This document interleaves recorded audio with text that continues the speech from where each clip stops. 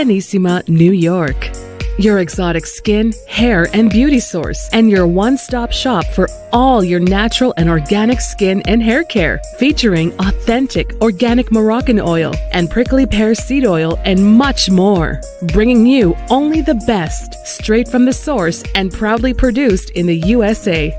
So what are you waiting for? Shop today at www.arganissima.com. Arganissima, New York. Your beauty is our duty.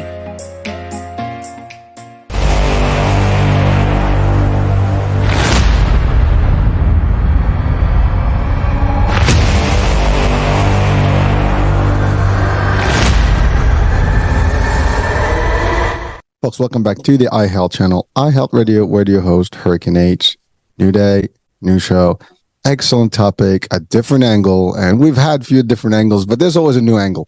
And our angle today is tying something that we might not even think about. It's light energy and how you can actually heal through use of such an energy. With an innovator, I would refer to him as an innovator because he is.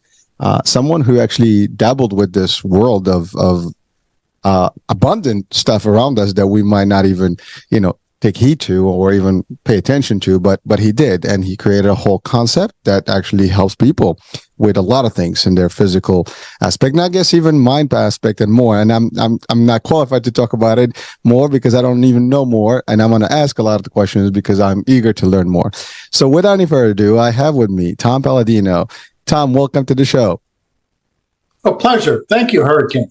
My pleasure, dude. This is awesome. I saw when we connected, I saw the discussion topic. I was like, yes, definitely must have on the show, and we definitely gonna ride a whole hour of uniqueness here, and probably a treat for a lot of folks. And there are people out there that probably don't want to just use conventional medicine, whatever the case may be, or just looking for different angles in their health. You're definitely bringing something new.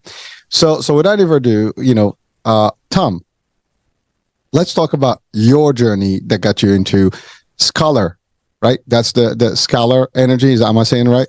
Yes, scalar energy. Yes, Scalar. Tesla energy. Tesla energy. Perfect. Some people might call it 0-point energy. Others might call it tachyon energy or pyramid energy. This is an instrument. That's a scalar energy instrument that controls scalar energy. So we're not going to speak about electricity. We're going to speak about energy from the sun, the stars. That's what I work with. Scalar energy instruments that capture the free energy of the sun and the stars.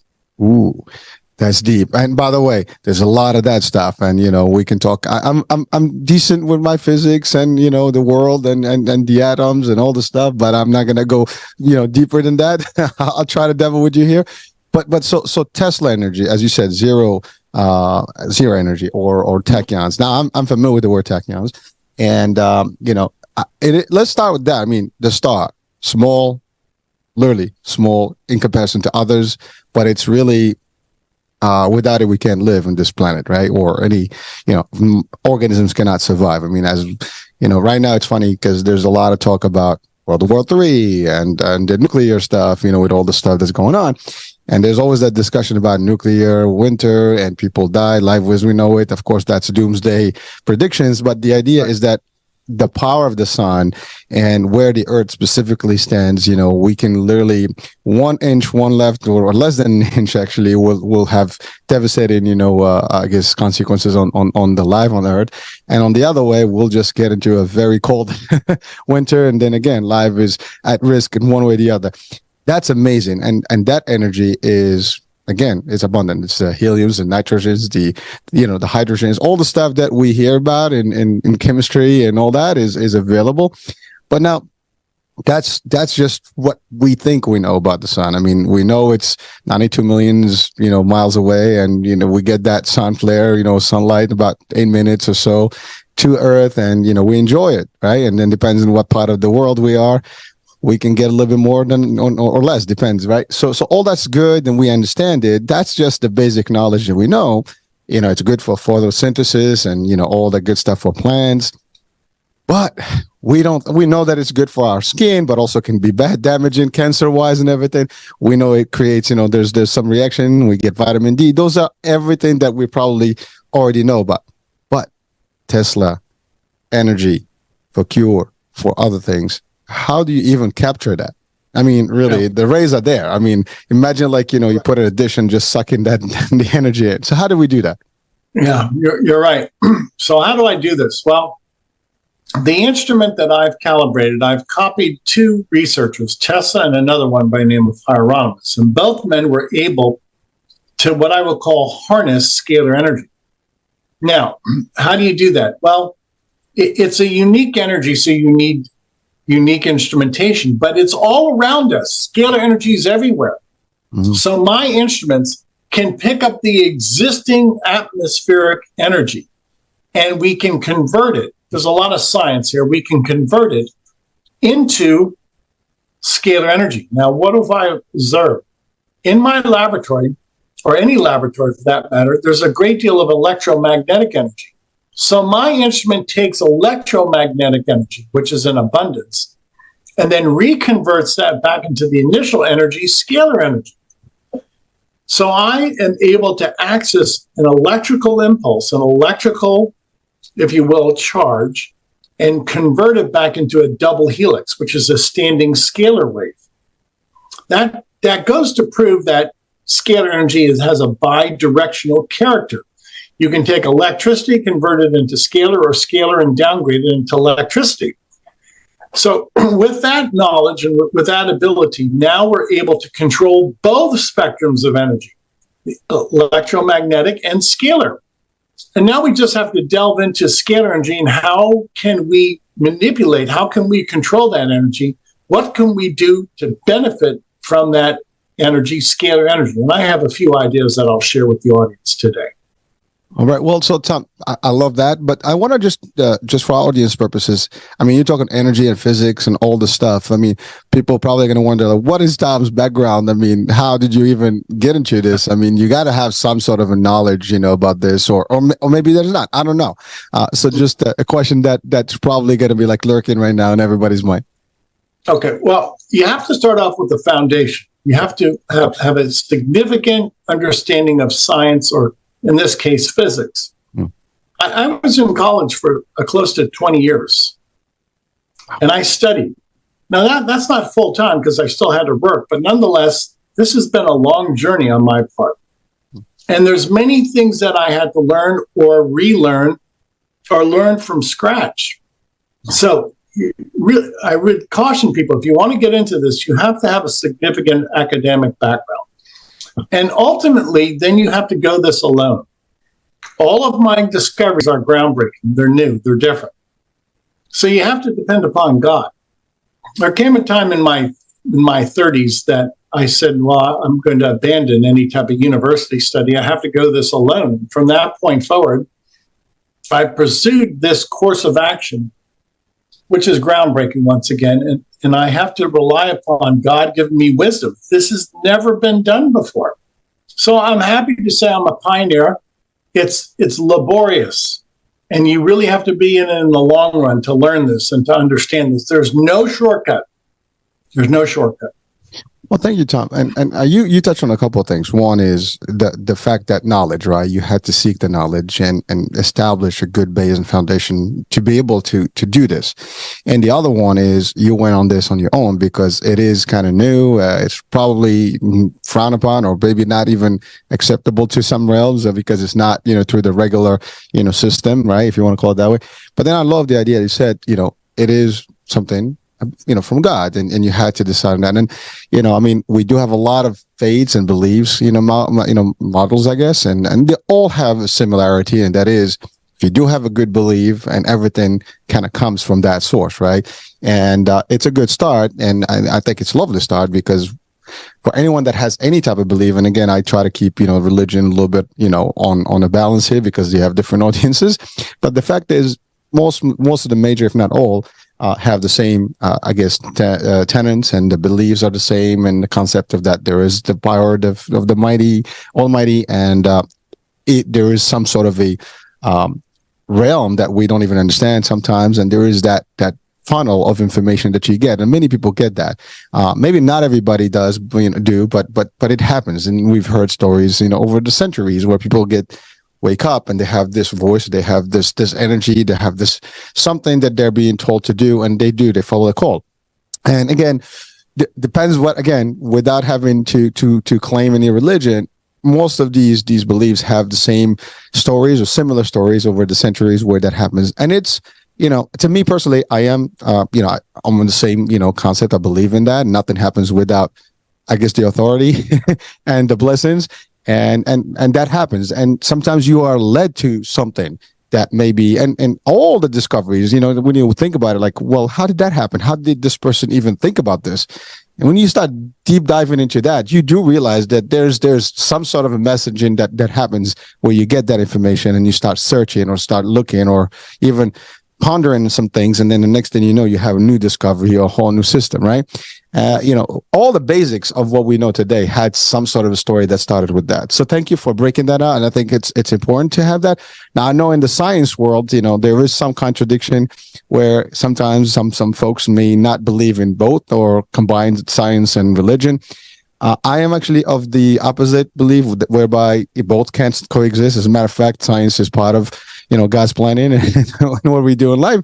And, everything around us, I think science is for us to prove, the existence of God and things. But again, I mean, I'm not a scientist personally, but I'm good in it, and I love that world, and I can even justify religion with it. And again, it's not about me, but just as a platform foundation, for people that are listening, whatever you believe in, that's cool. You're in the science world, that's great. You're in the religious, you're in the mix.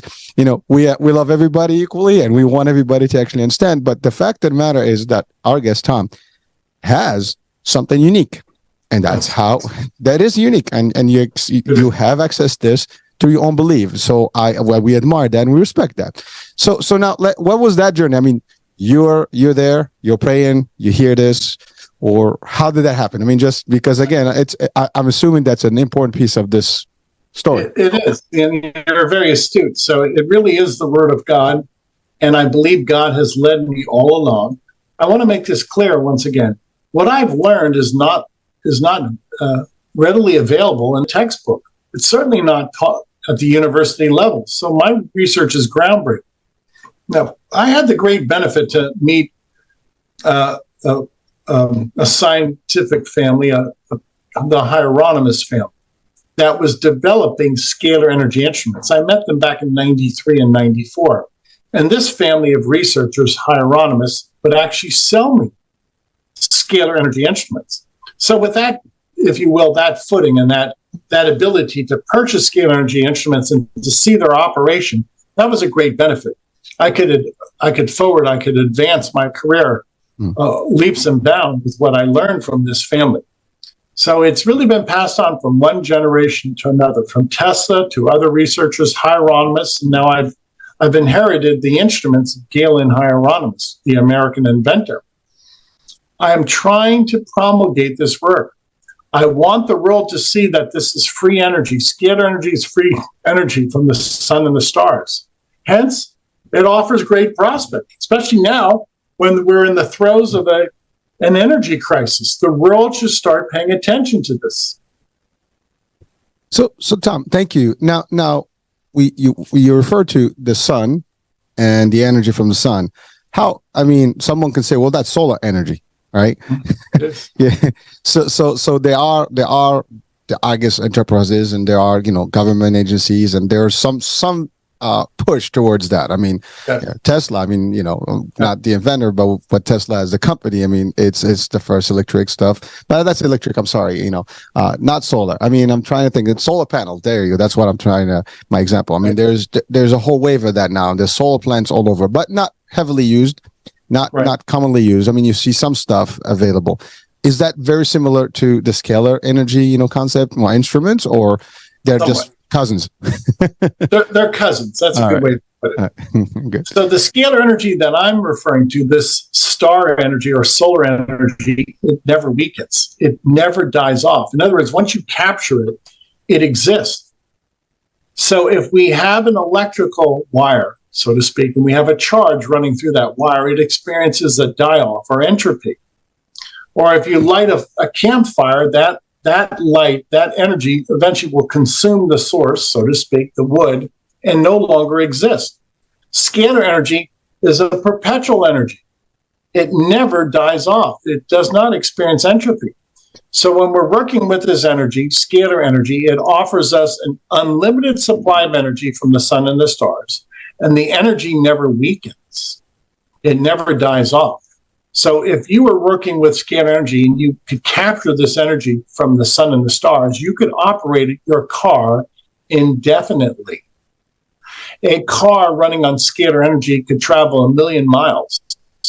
You would never have to recharge it.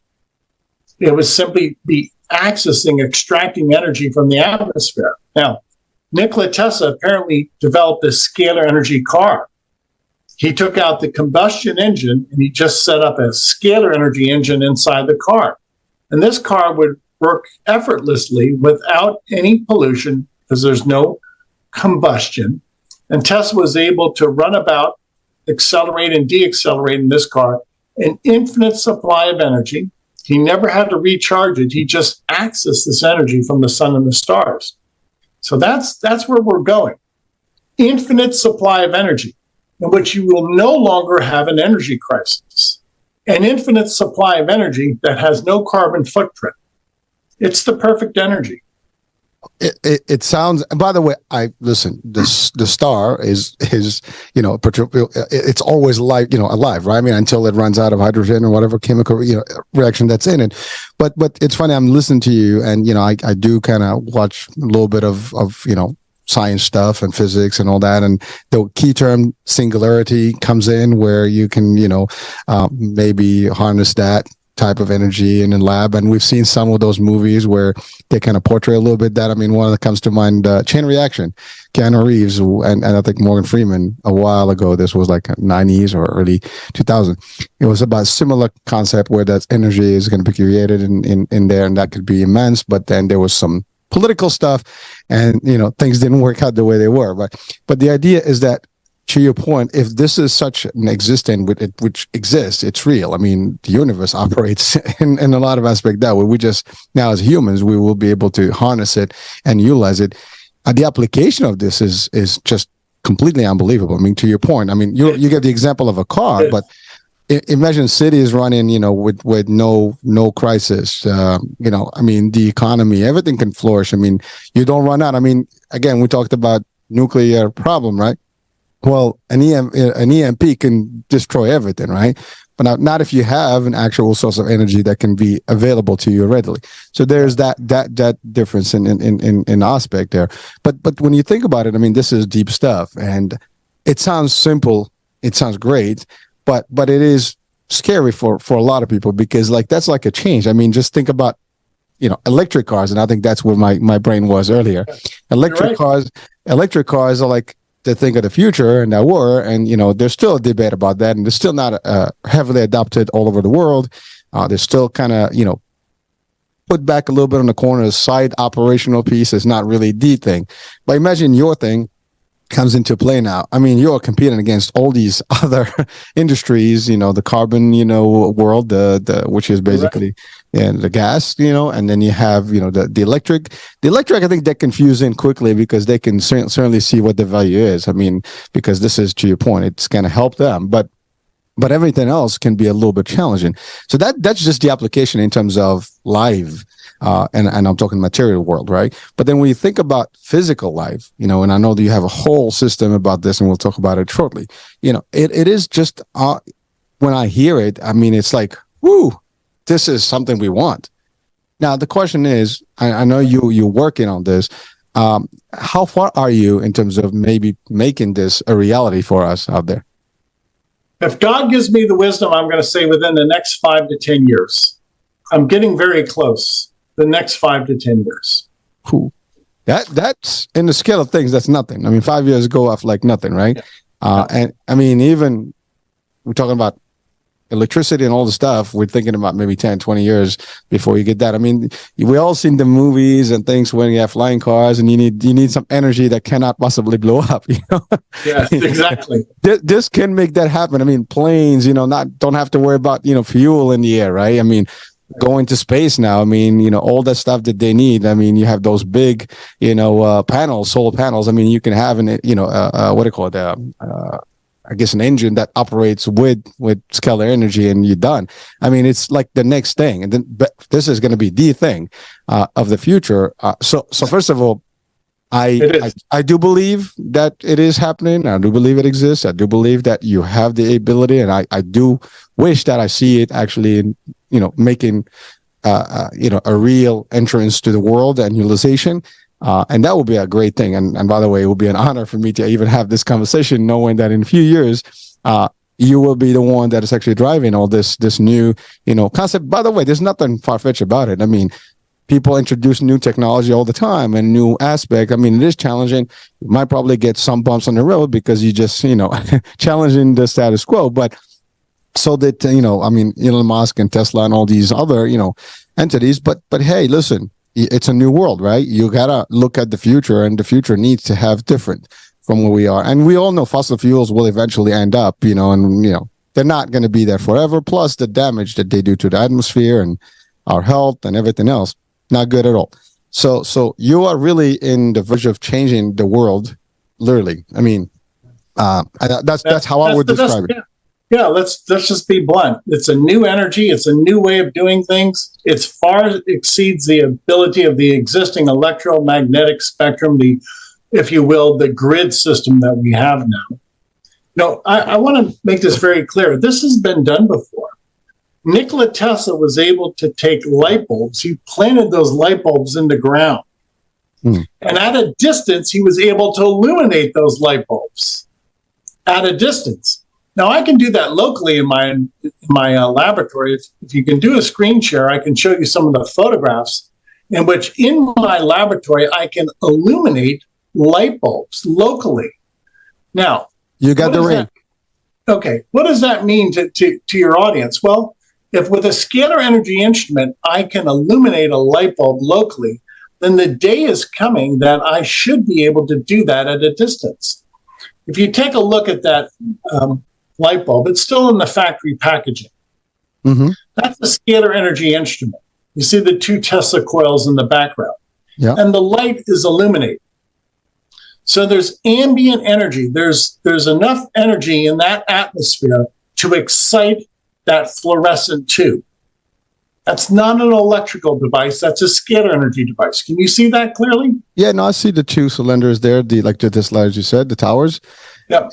Yeah, and wow. So that's not even connected to them. It just being there. No, it's not connected. Now look carefully at the packaging. It's plastic packaging. The light bulb is still in the plastic packaging. Yep. Okay, wow. So that's a demonstration of free energy in my laboratory, in which I can illuminate a light bulb locally. So this is the beginning of, if you will, this wireless transmission of energy in which we can illuminate a building at a distance without a substation, without a satellite, without electrical wires, without any conduit in your home or your factory. It's all done just like a cell phone.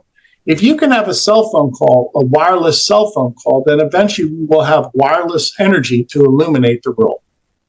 All right, so a couple of things, for someone just like me, I mean, I see the towers right now, the Teslas, right? There's obviously some energy that's being formed. I understand that clearly, but that bulb was close enough. Now, someone would say, well, how big those towers need be before you can get a connection, further out. That's one. Then, go ahead. That's the next hurdle. So I have to amplify that energy. So let's call that 1x. Well, I'm developing techniques in which I can amplify that energy 1,000x or 1,000,000x. And if that's the case, then I can send that energy 1,000,000 miles away and illuminate an object 1,000,000 miles away. So this is tenable. You have to start somewhere. Where I've started is reality. I can illuminate objects locally. So again, with God's timing and God's wisdom, I should be able to illuminate objects halfway around the world. Well, thank you for clarifying. First of all, it's not far-fetched because, in order for us to have electricity in our homes, we do bring electricity supply to the house, right? To the homes. Same thing with your phone, everything. You have to connect certain things in your house to have the access. Well, similarly, you can have your own Teslas or unit, local unit that actually would help you for the house. So I'm talking just for a practical, household reason. But then to your point, for citywide, for more like, larger scale, Well, it can have, like we do have this electrical or electricity, what do you call them, hubs that are in different townships that actually produce the electricity and connect that. So you can have that same thing that cell towers. Now that's I can see that vision, just as be scaling up. Which, by the way, like everything else, and I love what you said. You got to start somewhere. It has to start. It's the idea. It's not even like you said. This is something that's been done. Now, someone can question, well, why didn't Tesla pursue it further? And we know there's politics behind that. There's all kind of different stories behind Tesla, and all what happened with electricity and all that. So, what would you say to that? Tesla did pursue it, but there were very nefarious forces, evil forces that blocked him. The very wealthy international bankers realized what Tesla was doing, that Tesla had free energy devices. And had that gone to market, then that would have upset the coal industry, the oil industry, that would have upset the copper manufacturing, would have upset the new and emerging AC electrical grid. It would have changed everything. Now, keep in mind, if something is free, then collapsing of the monopolies, collapsing of that existing military-industrial complex follows. Now, if Tesla would have had his way and we would have had free energy, then society would look very different than what it does today. So, Tom, just similarly, now it's Tom, not Tesla. What are some of those hurdles? Do you assume that you'll have some similar resistance? Oh, sure. In many ways, the media is controlled by the Rockefellers, and so there's a smear campaign that they'll orchestrate against me. But you can't stop the hand of God, and you can't argue with the laws of science. My instruments abide by the laws of science. So if it's true, then I can prove that by the laws of science, which are immutable. So eventually the people with sound reasoning, they'll bring this forward. They'll realize that you cannot lie when it comes to light. Light does not deceive. Light energy is always true, is always valid. Well, energy is everything. I mean, we can get deeper. I mean, everything around us is energy. We are energy. We are the same as the stars. Some refer to us stardust. I would refer to us as we have the same quarks like everything else around the universe. So we emit energy ourselves, right? I mean, we're conductors, but also we have our own. There's energy when we meet with people, right? That's different. We don't kind of comprehend it well enough, but it's there. But you're right. But now, nevertheless, I think there is, to your point, I mean, there's going to be resistance. But if, as you go and explain this concept as maybe not as a substitute, but maybe as an add-on, as a backup plan, I think that's a good way to start, because I think if people see it not as a threat, maybe as a resource, as an opportunity, considering the world, that may be a whole different way of approaching it, and maybe you'll have less resistance. And like the old story, right? You don't go against the current; you kind of work with the current, and and you give it time. And now I know that your theory, I mean, your step, your concept is going to be yours, but this will be like how I would look at it. But it is something that definitely needs to have a light on, and certainly get to fruition, because I think it will help us as a humanity. Because you know what it is. Anything can happen in a heartbeat, right? I mean, solar flare, boom, no more. Everything that we know of technology now, if you don't have a substitute energy that's readily available, we will still have the sun, so therefore we will not have a problem. You know what I mean? Yeah. So that would be the challenge that we would have. So again, I congratulate you for even coming out and talking about it, because and taking the challenge, because I know it's not going to be easy, and I'm sure it hasn't been easy, but.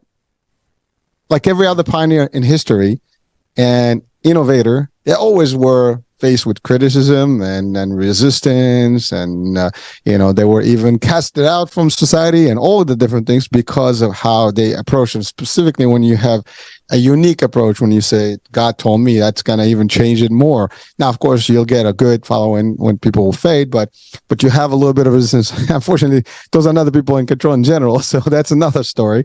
But you'll have, so there is that. I mean, there is a risk, but it is worth the risk, I'm assuming, because you're bringing something new, like somebody that's solving a problem for all humanity. Yes, and that's a good field by itself. I mean, somebody's got to do it. You're doing it, and so there's nothing wrong with that. Yes, You're right. That's the purpose of research. That's the purpose of my work. I solve problems. Okay, if we have a problem, let's go about and solve it. Let's define the problem and then find the solution. So again, within the next 5 to 10 years, I think I should be able to present a working model of a free energy instrument in which we can illuminate objects at a distance. Presently, my work, I've been very successful in working with people with these scalar energy instruments, and I'm able to work with microorganisms, germs, and break apart those microorganisms. So that's one of the functions that I've developed. One of the benefits to be derived from scalar energy. So, Tom, before we get into that, I just wanted to talk about one thing that people also would ask. I mean, looking at towers, looking at energy being, I guess, propelled, in the world and exchange in the air. EMFs come to mind, right? That's the closest thing to kind of maybe give an analogy. I mean, they're real. We feel them, the phones, all the stuff, the Faraday cage, concept, we have to protect yourself, all those things. So that comes to mind. Do you see there is a risk with EMFs. Would there be any risk with your concept of scalar energy? Very good question. I've never seen it, and I'll tell you why, for two reasons. I've never experienced this with 30 years of researching and working with scalar energy instruments. And then secondly, on account of the fact that the sun and the stars have been with us since the beginning of creation, nobody has died. Nobody has had any illness because of starlight. Not that I know of. Well, someone could say, well, the cancer, skin cancer is directed to the sun exposure, direct rays. So how do we tackle that? That's electromagnetic that causes that. Electromagnetic energy will disrupt the cellular function. Scalar energy enhances the cellular function.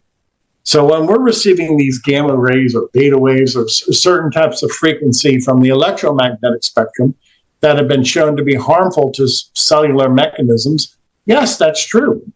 I've never experienced any harm from the scalar dimension, never.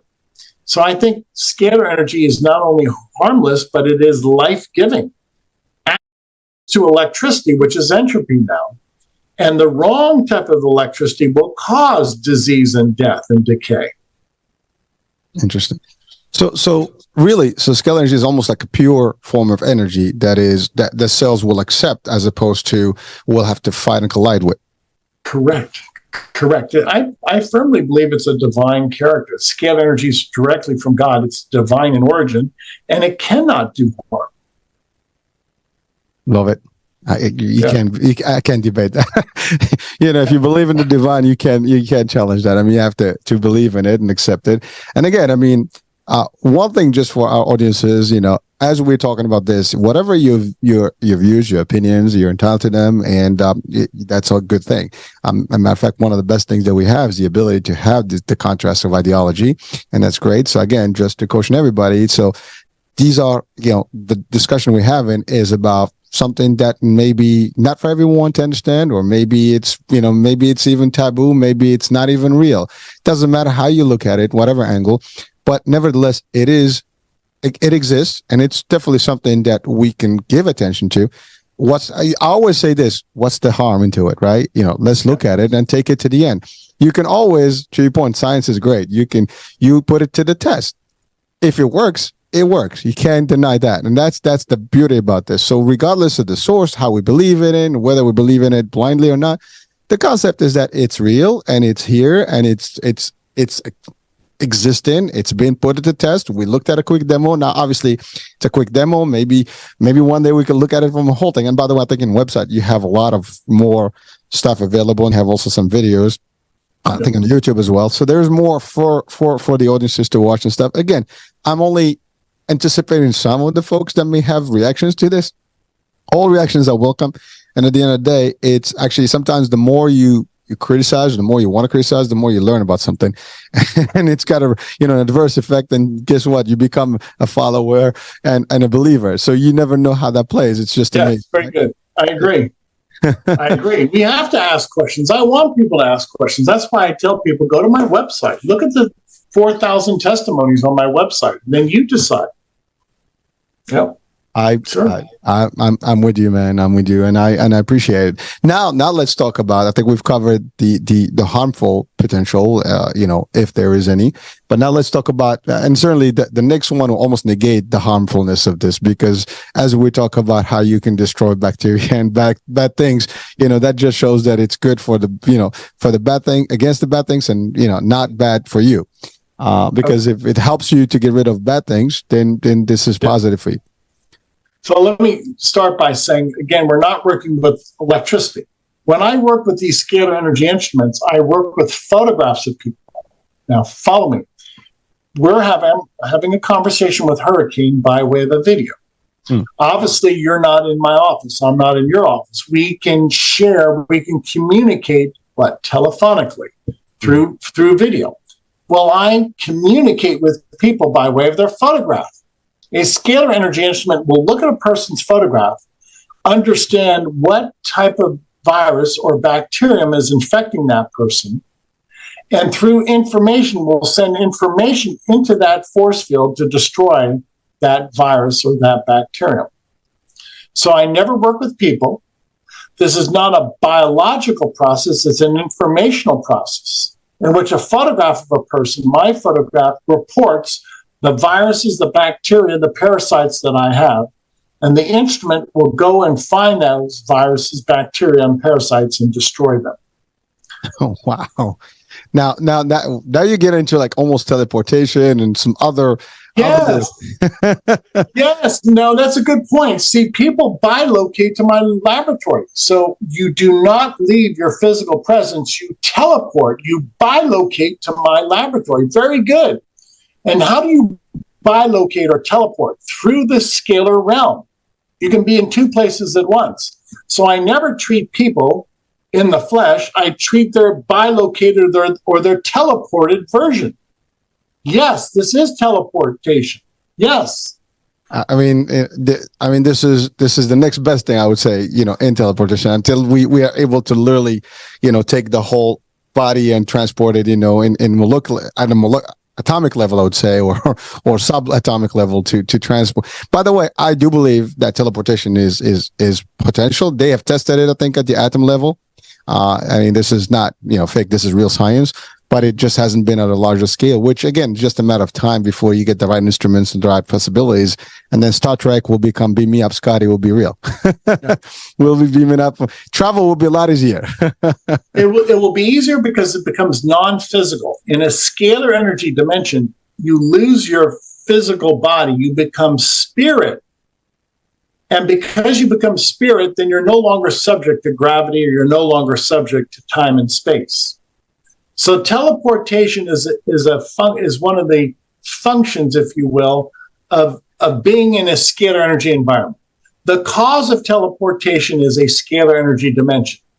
And hence, you can only teleport in a scalar energy environment. You cannot teleport in an electromagnetic environment. Well, again, quantum physics is all about energy, and it's all about, and again, there's a lot of theory. Well, not theories, they're kind of proven to a degree that you have the time and space and all the stuff, all these constructs are kind of like happen at the same time, past, future, present, all of it is happening. And this in the world of science, it's clear. In the world of non-science, it's kind of like, oh my God, this is weird. In the world of religion, sometimes that's acceptable, sometimes that's not. Depends on how you look at it from the religious aspect of it. So there's still a lot of ambiguity around it, or at least, doubt and not so clear aspects. It's not something that but if you look at 50 years ago, what we're able to do right now, to your point, we are talking, literally, if we had the meta right now, you'll be sitting in front of me, I'll be sitting with you in the same, room. In the holograms now, that there are some advanced holograms where you can actually project people in a holographic, mode as opposed to in real mode. So it's getting there, just a matter of getting to that point where you can physically kind of move from one location to the other one without actually physically moving and just kind of beam up to the other side. Now, it sounds like Star Trek-y, it sounds like, space world here, it sounds like, it's fictitious, but science is rooted in sci-fi. Actually, is rooted in a lot of science. And if you look at stories on the history of sci-fi, many things we saw 40 years ago as ideas that people thought about, they're real today. it's like you're like, wow, this is what they thought about. I mean, you have a little earpiece right now and you can talk into it. Who would have known? I mean, the phones were like big. I mean, you can have an implant and be able to discuss with people without having to have a device with you. I mean, there's so many things that are even advanced that we don't even know. I mean, some of it is public, some of it is probably still tech that is available in militaries and stuff like that. So, but the technologies are there, and and we move in a speed of light when it comes to these things. I mean, it's moving rapidly. Our discussion today proves that as well, that there is more to this. But now, so I wanted to, again, for the skeptics, because I mean, you're talking about, I'm going to look at you and you're going to tell me what you have, and I'm going to be able to send you some stuff. If you believe in energy, if you believe in that world, I mean, you would probably understand it more. Not everybody does, unfortunately. But the fact is that remains, something that people probably question. Or at least you'll have a small percentage of people that would accept it. A lot more will be like, what are you talking about, right? Now, you have demonstrated testimonials, as you said. So what are some of the things that you've kind of treated, or at least you have somebody, for example, goes to a doctor, here's my diagnosis, this is bad, and then they use your scalar energy concept, and then a month later or a day later, poof, it's gone. I mean, do we have any of those that we can claim to the audiences as they watch and listen right now? We do when it comes down to a microorganism, a microbe. Okay. The way I've calibrated these instruments, and the fact that it's so easy to identify, you have to identify a problem. It's so easy to identify a microbe by way of its photograph. I can identify the problem. This is the herpes virus. And if I use this photograph in conjunction with my instrument will find, detect, seek out, and destroy the herpes virus in a person. So the fact that I can identify a virus by way of its photograph allows me to not only define the problem, but to solve the problem through this force field, through that holographic signature on a photograph. So my claim now is that as long as I have a photograph of a microorganism, I can destroy it. And I mean that quite literally. So that's the advance that I've made. Well, so now I'm going to talk about the C world. I mean, cancer. Or even the C word can be also corona. So, corona has been more of a recent, but that's a little bit. But either way, so we all seen the pictures of the coronavirus. We all see like cancer cells, in imagery. If someone literally sends you that, would you be able to actually determine and do it? Is it the same, as microscopic? It's not the same. I cannot arrest. I cannot in any way alter the cancer cell. I wish I could. I'm working on that technique now. But I can, any type of virus, provided I have a photograph of that virus, including COVID-19, I can disassemble the molecular bonds of any virus. So we're getting there. It's a stepping stone. And if I can perfect this as I have with microorganisms, then there should be some technique for me to perfect so that I can recreate or reprogram the human DNA or what I would call the mutated cell. Cancer is some type of mutation. I have to correct that with scalar energy. If I can do that, then I can move forward. Well, that would be the next evolution, if anything, right? I mean, again, you are microscopic, but to your point, I mean, if you can get to the microscopic version of as it starts, or the genetic piece where it just beginning, you probably can use the same, ideology or the same formula. But again, we're talking about something that most people would probably think you guys are talking just crap, and I'm just saying because I always try to anticipate what people's reaction will be, so I'm just usually ahead of the game. Yeah, the more I accept I'll give this is an example for the audience. Yeah, I'm holding up a photograph of a clinic. This is a clinic in Delhi, India. It's called Om Prakash, and this clinic has over 5,000 people who at one time were HIV positive. Okay, Om Prakash. Now, after working with the people at this clinic, the story is, now this is from what I've garnered from this crowd of people. Nobody at this clinic has any viral load left of the HIV virus, which is quite telling, which is quite promising. So meaning what? What does that mean to your audience? Everybody at that clinic who submitted their photograph to me is now feeling better. Everybody. The gentleman in the very center, that gentleman in an orange shirt, his name is Sahil. I treated his photograph in 2017. He was positive with HIV for about 13 years, approximately 13 years. After I treated his photograph, Sahil, the founder of this group, he's never had a viral load since.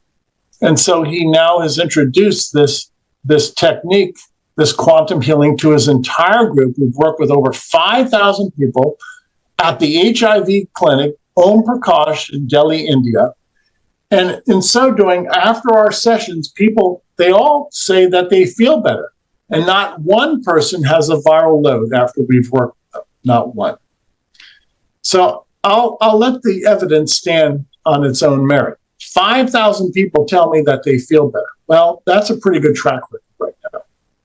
Well, no, listen, I mean, a lot of studies are much less, universes. So definitely that is, I mean, the thing is, people say documentation is a stage. All kind of skeptical stuff, usually comes up, and it's a matter of, reaching and learning, right? And that's always going to be the challenge of any innovation or anything that's, breaking the obvious, systems or processes, right?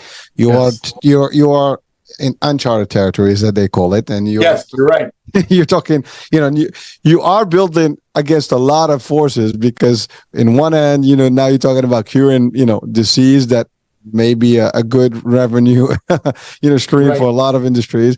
And the other hand is like, giving energy. So you're touching on a lot of industries, Tom. I am. You're absolutely right. This is going to be a game changer. You see the gigantic picture here. This is no small doings. We're going to change society with this invention. Well, scalar energy will change society. It will change the economic picture. It will change the medical landscape. It will change revenue. It will change the way insurance companies look at insurance claims for medical claims. That's my word. It is? Okay. Eventually, it will be free energy for the world. So that's going to have a significant impact on the energy industry. So, yes, that day is coming very quickly, if I may add. Sure. We have time. Here's another photo I want to share with your audience. This is a PCR test. Now, this PCR test was submitted to us after the scalar energy sessions. This is with the group at Om Prakash in Delhi, India. And after the individuals submitted their photograph, they had a follow-up PCR test. And you look at those red arrows, and it says HIV RNA not detected. Okay, it's an undetectable viral load. After this individual had been infected and positive, clinically tested for the HIV virus, now after our sessions, nobody has any viral load. The HIV virus is not detected. That we've substantiated that with hundreds of people at this clinic. So this is beyond a chance. This is not a chance. This is beyond just an accident with one laboratory. 5,000 people cannot lie about their state of health. No, Tom, I agree. Yeah, I'm speaking in third person now. Yeah. Well, but now that's in India. Now, are there any studies or any similar results that you have, let's say, in the States, or a more? I would say, here's the thing. People say, well, it's in India. I mean, you can have a document made or manufactured, whatever. But now, you know what I'm talking about, right? I get it. And by the way, I'm not, for my Indian folks, this is not about putting down. It's just that the ideology that is in the Western world, like, if it's not Western enough, it's not, I guess, the best formula. So it's more for the audiences. A fair point. So with individuals, we've proven that after the scalar energy sessions here in the States and Canada, in North America, that they no longer have a viral load here in the United States and Canada. But that's just one person at a time. It's not a clinical study. Why do I reference that in India? Well, it's the first time a clinic has ever decided to work with us, and the sheer numbers, over 5,000 people, go on record by saying that they feel better. And everybody who's had a follow-up PCR test, there is no viral load. So I wish I could do a clinical style study in the United States with 5,000 people, but that's not happened here. Not yet. That's not yet. I would say. Not yet. Yeah. Well, I mean, I'm sure there are a lot of, I guess small places or like testing places where they would like to maybe get involved in the process. I mean, have you looked into it? I do look into it, and I welcome anybody to come forward and work with me. I'm an open book. I want to prove this, but to be quite blunt, there's a lot of money to be lost here if this proves to be true. What would academia have to say to this? What would the pharmaceutical industry have to say to this? The easy way to eradicate a pathogen, that remains to be seen. Well, that's a tough question. I mean, to your point, like, it is what it is. You're right. I mean, it will impact a lot of ways, but historically, people adapt to what's the next best thing, right? And then they'll find a way to monetize it regardless. So I'm sure somebody is going to find a way to turn the cash flow from any type of energy, any type of stuff, and maybe regulate it to a degree. I mean, it's just that, right? And so. But to your point, to what degree, when, and that's why I said earlier, if it is added as a side gig, as a side, helper kind of energy, as opposed to a predominant, maybe it will transit eventually as a mainstream. But if you use that angle, I think that's a better way of getting into it, because you'll get more, I guess, buy-in. And at least that's just my theory. But nevertheless, it is not something you would stop because of that. That shouldn't be the fear. The work should still continue, because that's the other thing. Anybody in the history of mankind to date that had achieved some new cutting edge technology or innovation, they had to go through the same skepticism. They had to go through the same, pushback, and they had to get to the same, risk and everything else. And some people even lost their life, unfortunately. And I'm not saying that here, God forbid, but we know historically people were challenged for just making the wrong statement, right? We're living in a more open world, I guess. And so there is opportunity. But it is definitely something. Why not? I mean, if you want the world to be better, there is ways. And sometimes that's what you wonder, like, is there really a mission here to help people or not? And that's a question that a lot of people would ask. Unfortunately, not everybody is open about it. Nobody's going to, challenge the world about it. Not everybody is willing to actually go there. But there are a few people that here and there that may make the statements and talk about things. And they do. And you're doing the work. Like I said, if the work is established in a way that is going to start changing dynamics one thing at a time and showing some results, people are going to listen. There's alternative medicine, right? Not everybody goes to standard medicine. They go to, Eastern medicine, Ayurvedic stuff, naturopathic stuff. Mm-hmm. There's different ways, and not everybody. Sometimes people try the regular route and it's not working. They find some other ways to cure. This will be just another alternative. I mean, it's really, if you think about it as an alternative source, it's not a dangerous source. Can it be, a life-changing or transferring the world eventually?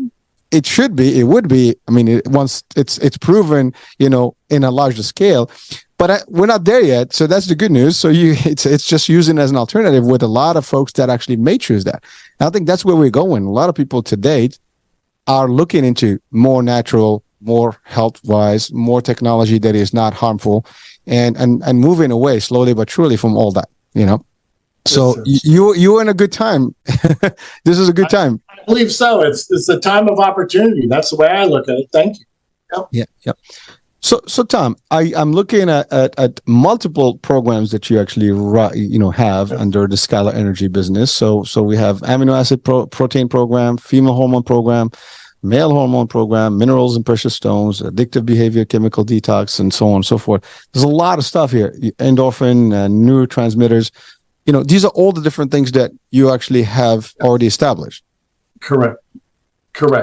So let me speak to that. For instance, endorphins and neurotransmitters. What do I mean by that program? I can take a photograph of dopamine, and then I can download it, or I can communicate with that photograph of dopamine with my photograph. Now, keep in mind, this is a sharing of information. So the endorphin and neurotransmitter program will impart the energy of dopamine, other types of acetylcholine, other types of neurotransmitters. And what is the result? People are happier usually. When we can, if you will, flood the quantum body with dopamine, acetylcholine, and different types of serotonin, different types of happy chemicals, the upshot is that people are happier, or they have a greater attention span. And again, it's another application of scalar energy, taking this energy and assembling an endorphin. That's what I do with this energy. It allows me to actually take the existing elements and rearrange those elements into dopamine. So the body, the quantum body, becomes a dopamine factory. Wow.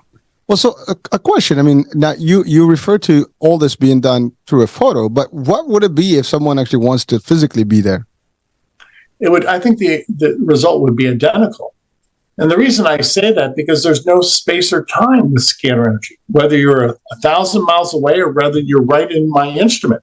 When I've worked with my instrument, the effect is the same as when somebody is working on me through my photograph. So distance does not matter. You know, again, in the quantum field, everything is interconnected. So there is no time and distance in a quantum field. All right, that even makes it more attractive. Yeah. I don't have to travel. I don't have to go anywhere. You don't. I'm just, Exactly. I receive collages like this all day long from people around the world. Today, I received a collage from Africa, probably 500 people on one collage. That's typical. In my laboratory today, I work with 500,000 photographs of people. I work with 500,000 people by way of photographs today.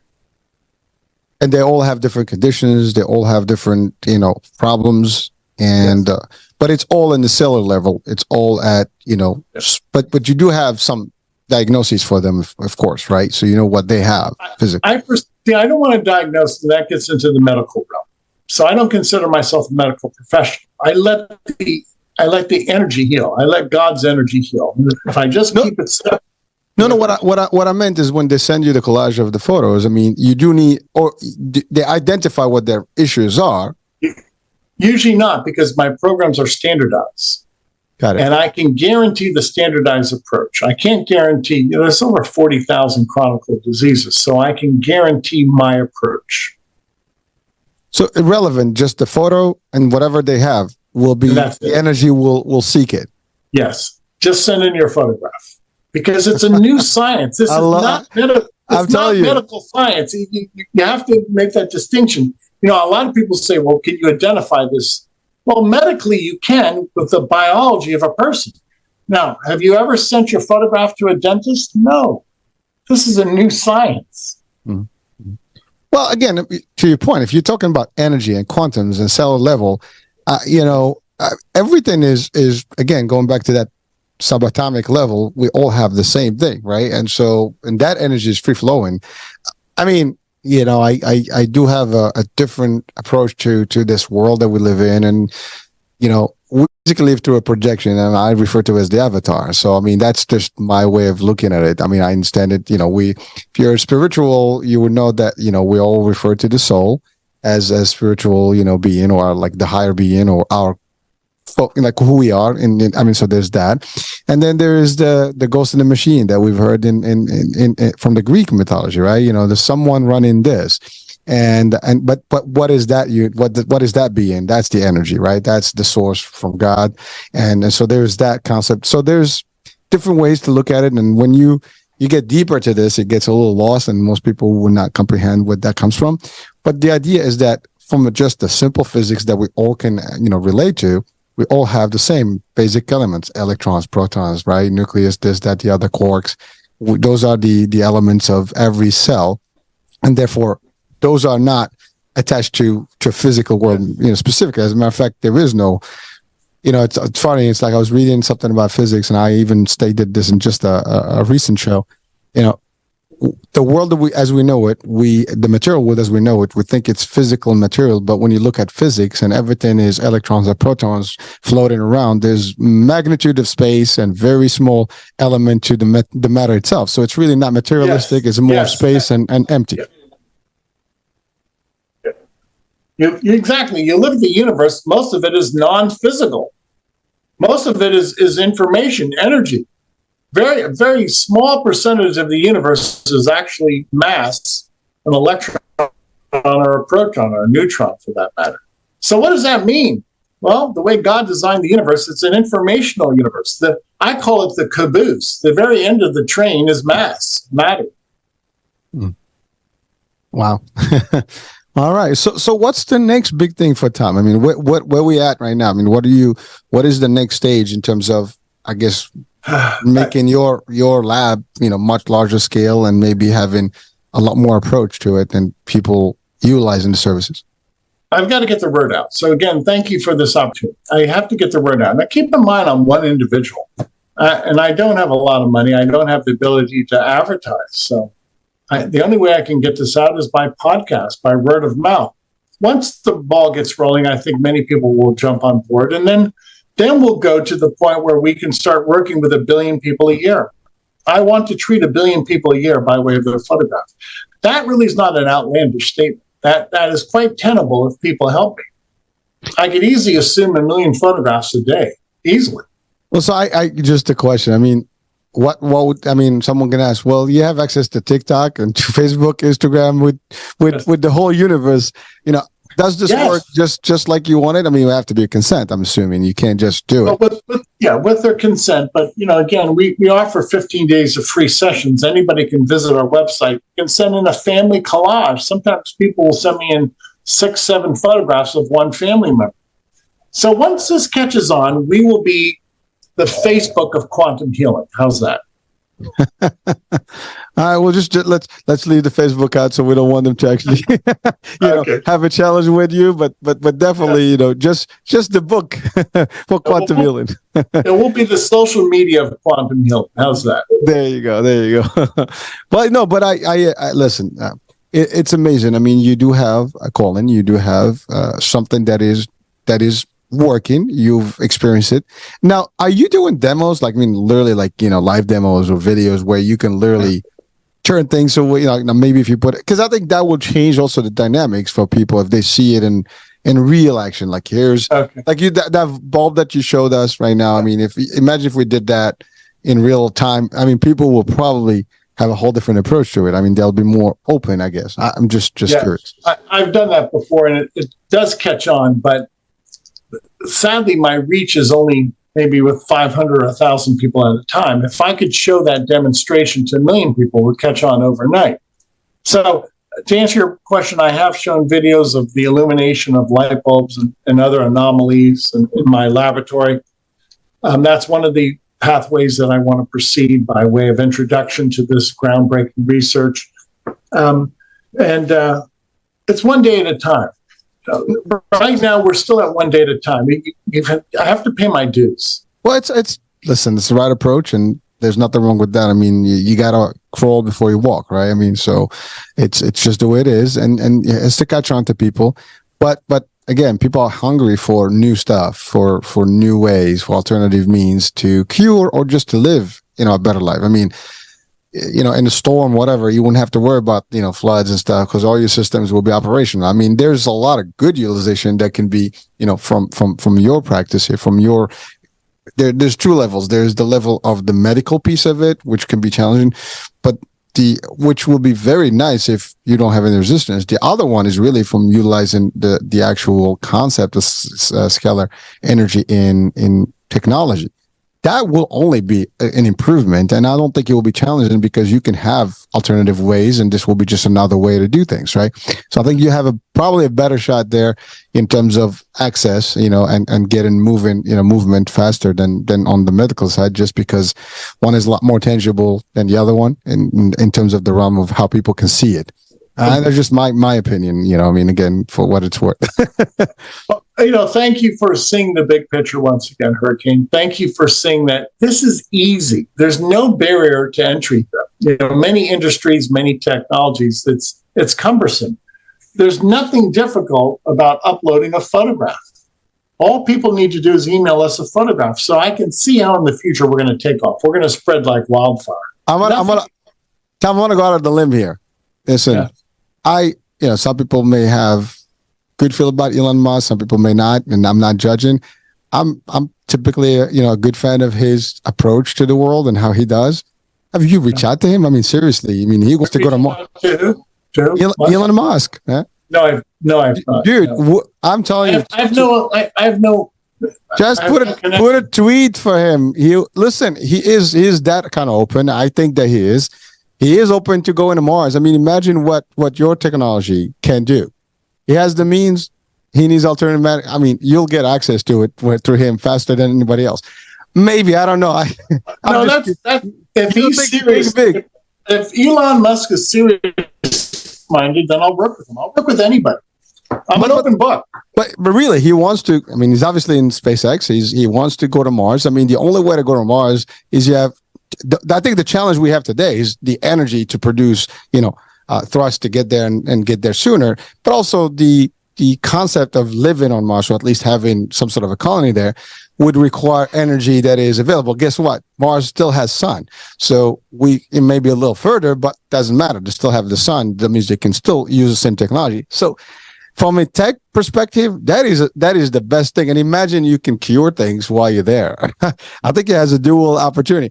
I'm just saying, just listen, if you get big, remember me. but I always thought about one thing in my life, is that there's no idea that is too small. There's no idea that is stupid. You never know unless you try, right? And so it's like I said, it was literally just something that came out to mind, because I know how he is in terms of his approach to the world, and he is open-minded to a degree. Now, I don't know how he will navigate the challenges, but if it's used for that specific purpose, because again, I know from science there is discussions about singularities and testing it out, and time travel, all the stuff, wormholes, and all the stuff is not it's not fiction, it's science, and there's studies about these things that are happening. This is not any different. It's just an added variation of it, and someone can use that if it's already ready to make, ready to roll. You have the actual prototype. Now you just need it to get to the next level. Well, with enough money and back in the right space, literally, I mean, no pun intended, it would work better to imagine people traveling and testing it out, going back to the moon. I don't know. Again, for people watching and listening, I know there are some people that say we've never been to the moon, and I'm not judging. I'm not giving my opinion about it, whether we did or not.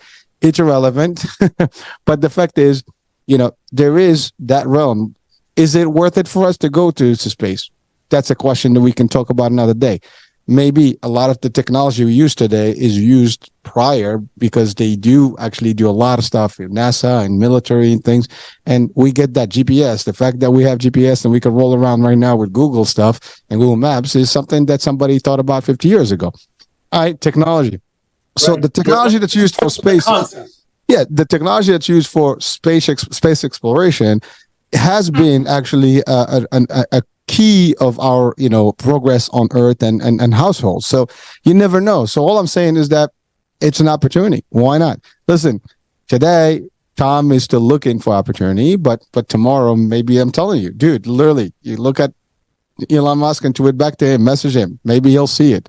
The key in transportation in the future is anti-gravity. Scalar energy is the cause of gravity. So you'll have to negate gravity, and in so doing, you can travel anywhere without any consumption of fuel. So a source of fuel is passé. No, I agree. I get it. Well, listen, I mean, if we can have wormholes and be able to do that, we can do that, right? But we're not there yet. But this is like the alternative, right? Instead of doing a fuel, you need these boosters to boost you up, and 6 months before you get to, let's say, to Mars, you got an actual cell that is running, that is not going to stop for thousands of years. Well, I'm sure it will take you back and forth. So again, you still have to go through the fabric of space and and all that stuff. But the idea is that it will be faster, or at least you don't have to worry about that explosive energy. Now, is there a risk of explosion? I don't know. I mean, I'm not a physician, so I can't. Physicist, not physician, physicist. So I'm not sure what that is. But again, there are people that are specializing in this. I mean, you and plenty more. And again, when you get to that world, that whole discussion becomes different.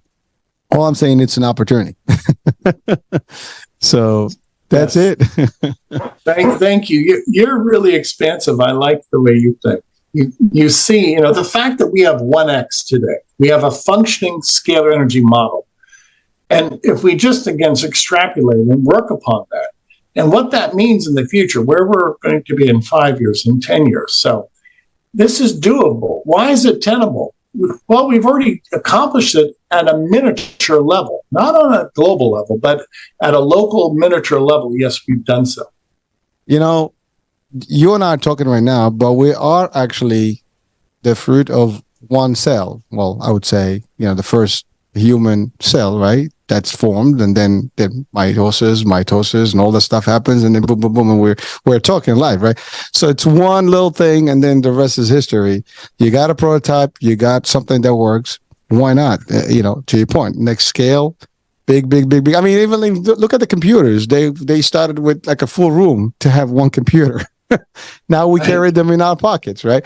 So yes. Everything starts somewhere at whatever scale that it requires, and then it just changes over time with adaptation and the right minds behind it. You never know who those people are.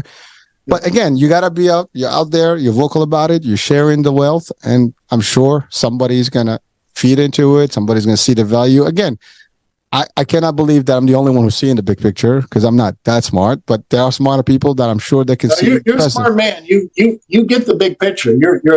You have quite a scientific mind, and you see, you can extrapolate. So, some people, they can't abstract. They're not, that's not their gift. No, but that's fine. But I'm saying that I'm sure there's plenty more, if anything, that can see it even clearer than I do, right? But those are the ones that need to see it. It's like everything else, right? All it takes is one person to really see the value of what you're doing. I mean, this channel, many, when I started, I didn't even know someone's going to even want to be on the show with me or but now I have a little over 500,000 people that are actually catching on in these shows. So it's slowly but surely, but it's, you believe in what you have and you build from there, and nothing's going to stop you, right? You can have forces that kind of inhibited whatever your progress, but if you ally with the right folks, I think you can kind of almost work around the resistance. You are, God bless you. You are just a breath of fresh air, and the way you and I have approached this conversation. Thank you for giving, the credence that this science demands. Here's where we're going. Speaking about transportation, I'm sharing this this photograph. There's a scientist by the name of Grebennikov. He developed a scalar energy platform. Now, on the left, he's on the ground with this platform.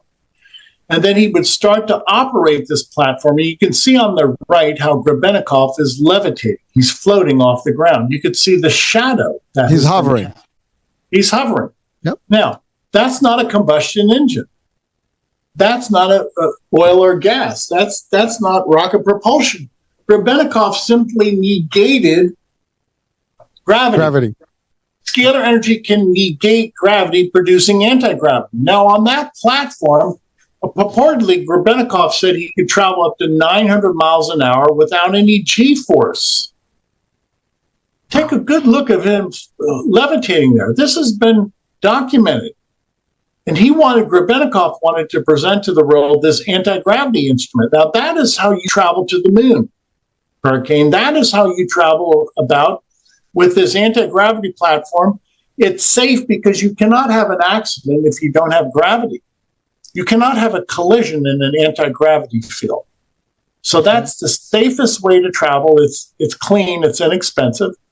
And obviously all you're doing is negating gravity. And in so doing, you can travel anywhere in the world, or eventually you'll be able to travel to the moon with anti-gravity instruments. What you're looking at is really the future cars, where we always see them, floating, and as opposed to and there is no, it's not like the, what do you call it, not drones, like, which we do have some of those hovers with actual, propulsion, but this will be just anti-gravity. By the way, this concept is used in bullet trains in some of the Japan. That's what it is. It's just, it negates the whole hyperloop concept is based on the same concept of the gravity issues, right? So these things are actually real. Like, to your point, it's just utilization. and whether you get a nice little, I guess, appetite for, and who's got the appetite for exploring these things. But they're available. You're definitely in the right track for what the future needs. Listen, that discussion, I mean, you are more scientist than I am. And certainly if you come across the right minds with the right funding, I think the rest is history. I think you're right. It's just, you could see how we're building up to what they call critical mass, or the 100th monkey. And as a number of people see this and start resonating with this prospect, okay, of improving the world condition, that's what I'm all about, then many people will climb on board. And it's really a fait accompli at this time. Well, listen, you're doing it, and that's all that matters. You believe in it, and that's all that matters. And frankly, I mean, if we go back to the concept of where this is started, and which is you believe, and that's the other part. If you have God in your corner, I don't think anybody can challenge you. Right. That's the key. I've got Jesus in my corner. That's the key. Right. So that's the biggest piece of this, right? And people sometimes they kind of disconnect those two elements, and we don't put that credit to where it's due. And but like I said, you're doing the right thing. You're doing something that can change lives. And you know what? Who knows? I mean, we live long enough to see this happening. And like I said, I'll be like, damn, I remember Tom when he started and he was still, building his momentum. Hey, there's nothing wrong with that. And I hope that maybe I have something to do with it as well. But it is all about keeping a legacy. As a matter of fact, one of the shows I just had was about legacy, and in the whole meaning of it, whether it's business, personal life, and so on and so forth. So this is stuff that is, amazing. And you don't realize what it is as simple as ideas. And then you see them. I'm going to give you a true story. The concept of like the DoorDash and all the stuff. I started a company a few years back. I just didn't have enough money to pursue it further. And that's exactly what that concept is today. Had I had someone to back it up then, I would have been the first DoorDash. Now, obviously I didn't pursue it long enough. Maybe I gave up too soon. Lesson learned for me. But the idea, you never know what that next big idea is. And then you see it in fruition. And you know how many people's like, damn, that was your concept. Why didn't you pursue it? It's not meant to be for me. But it proves that your ideas can go somewhere as long as you can keep up with them. Just don't give up on it. Yeah, thank you. An idea never dies. You're absolutely right. An idea is organic, and it does indeed transcend time and space. And sooner or later, that idea will be capitalized upon. People will realize what that means. So, with this long history of Tesla and Hieronymus and other inventors, Moray and Grebennikov, the time is coming. You cannot suppress this technology much longer. No government force will be able to suppress this much longer. Again, not much longer, but they still have the overhead or the upper hand, I would say, in terms of at least the time frame. But if someone sees the value in it, from utilization, I think that's the angle. I mean, I'm in sales, and it's all about creating that urgency and to see the need for what it is. If they see it and they stick, and there is either a protective, concept to it. You remember also, I mean, we are always competitive when it comes to defending our realms and world, right? And the first person to get to any technology that is the future is the person that actually has better control. So that's a good angle to actually pitch. Be the first one to harness this energy so you can be ahead of the game. It's not destructive, but we can use it to be more advanced than anybody else. And so there is that too. I mean, it's all about how you position, the discussion. And it changes dynamics for how people see it. They can see it this way. They can see it this way. The angle that I just proposed right now can be a lot more lucrative and more appealing to anybody, government or otherwise, right? So it can change the dynamics. Yeah, that's all there is. All right, man. So I'm going to suggest wait a year and let me amass some more clinical studies and advance the science and bring me back in a year. And I'll have a follow-up for you. You see where this is going. You see it. I see it, and I have no doubt it's going to work. I know it's going to work. Like I said, with a little bit more back in, I mean, research is everything, and it's usually good funding that makes it happen. And you already have everything. You have the function. It's multiplying it right now. Right. It's exactly. Scaling it up to the larger That's Yes. it. And so that's, the first part was the hardest. This is the easy part. You have money, you can buy anything you want. I mean, it's like having, a small house when you go into a mansion. Everybody can can get into a mansion once they have the money for it. Yeah. Everybody can drive a Rolls Royce once they have the money. But you don't always have that money. But when you have it, whatever you want to do with it, you can do. So same concept here. You just got to get to the Rolls Royce of your prototype. I look at this as a money saver. If we can eradicate pathogens, we should be able to save billions of dollars in medical costs and obviously lives. So you're going to see how this produces a new economy. Scalar energy is a new economy that's going to happen. Again, it'll change the world. It would, but here's the thing, Tom. I think the idea is that like there's always a trade-off, right? If we're gonna introduce this, what would that mean? Like we have to give like all the different options of where this is not gonna affect all the other industries. There's many downstream consequences. You're absolutely right. So, but now what I'm saying is like if we can turn like, okay, it's compete against this, so this is how it might not. It's compete against that. This is how it might not. So we give alternative ways where people can see it as a positive, not a negative. Then you take all that resistance out, and then now you have all the support you want. See, they just have to see it for what it's worth, and then for it's like cup half full as opposed to cup half empty. And so if you can show people what it can do, and economically speaking, it can just still. Listen, the world is about money, unfortunately. And so if we can show that this technology is going to still produce enough revenue to all these entities, then there is no problem. You can convert any energy to the next day because they're going to see that they're going to make money out of it. They can charge for it, right? You're right.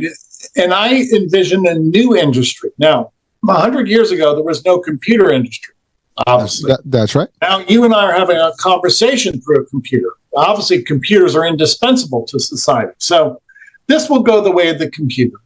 We'll start small, so to speak, but the world will realize the benefit of scalar energy. And eventually, this will be a gigantic industry, a new and emerging science that will change the course of history.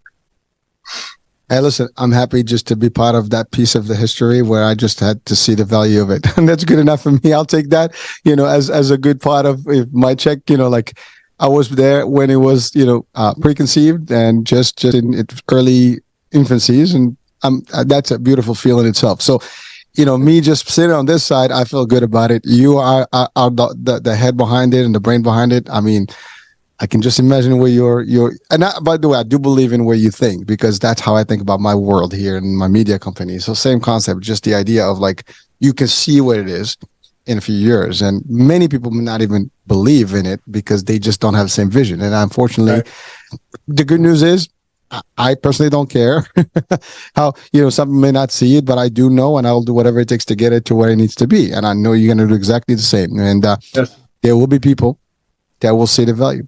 All right, Tom. So I know that you do have a special for our audiences. In order to prove my work, I want people to send in their photograph. You prove it to yourself. So you're going to email us your photograph. Once again, scalarlight.com, SCALAR, scalarlight.com. Send your photograph in. We will balance your chakras. We'll identify those microbes and eliminate those microbes. And we can also create nutrients. So you, the audience, take me up on this offer. There's no obligation. Scalarlight.com. Visit the website. You upload your photograph. Then you tell us how you feel. That's it. You can't beat that. I mean, you upload. We upload results. I'm a researcher. Researchers believe in results. I won't be long-winded. Why be long-winded? Yes or no? Will this work? But I love it because you know what? I mean, we upload pictures voluntarily to all social media any moment. We Snapchat like 10,000 times a day, right? So let's just Snapchat one and send it up to the site. Again, you never know, folks. Like I said, I have not tested it, but certainly it's an opportunity to see what it is. I think the worst case, nothing happens to me. But the good news is it happens to me and I feel better. Why not? I mean, if I tell you right now, there's a nice little drink that if you took this drink, you're going to feel good for the next day, not even the next life. Would you not take it? I would, right? And I think everybody would. So that's all I see. That's how I see it personally. So you will get my picture. Okay, please do so. And again, I thank you for being open to this hurricane. You see the gigantic prospect here.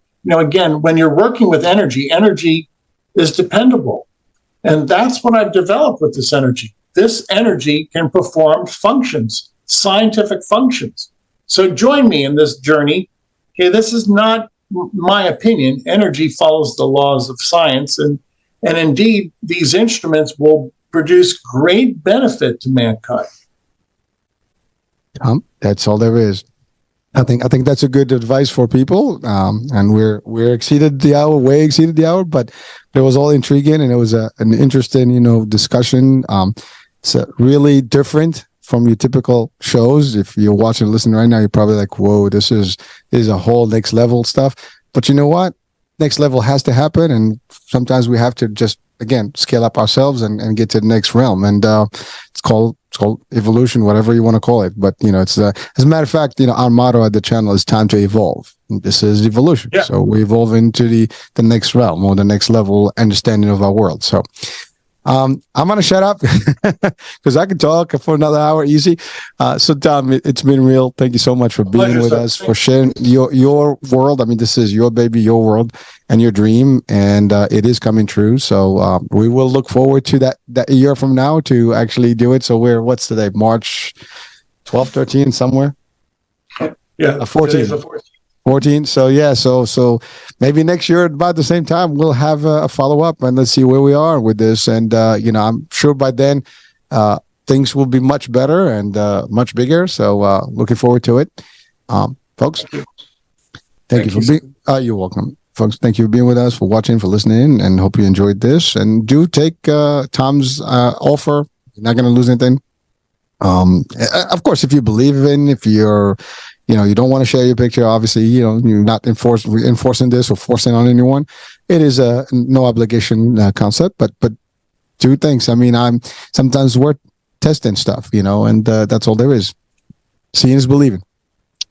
We'll be talking soon. New day, new show, new topic. I'm Hurricane H. Bye for now.